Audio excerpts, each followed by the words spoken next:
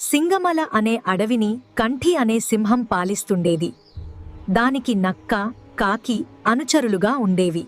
ఒకరోజు కాకి ఎగురుకుంటూ వచ్చి ఒక వార్తను చెప్పింది. మన అడవికి దూరంగా ఉన్న ఎడారిలో ఒక వంటను చూశాను. దాన్ని వేటాడగలిగితే మనకు వారం పాటు ఆహారం ఉంటుంది.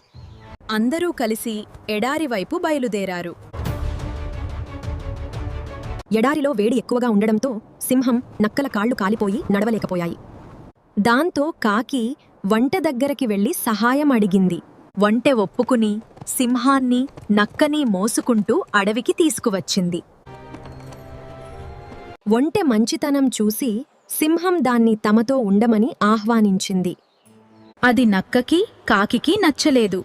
అవి ఒక ఉపాయం పన్నాయి. మహారాజా, మీరు ఆకలితో ఉండకూడదు, మమ్మల్ని తినండి అని నాటకమాడాయి. అది విన్న ఒంటె, వాళ్ళని వదిలేయ్ రాజా, నన్ను చంపితే మీ ముగ్గురికి వారంపాటు ఆహారం కాగలను అంటూ ముందుకొచ్చింది.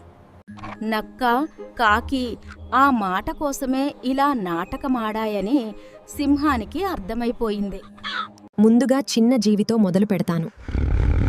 కాకి, నువ్వు రా అని సింహం అన్నది. అది విన్న కాకి ఎగిరిపోయింది. నక్క పరుగుపెట్టింది. ఆ రోజునుంచి సింహం, ఒంటె మంచి స్నేహితులుగా జీవించాయి.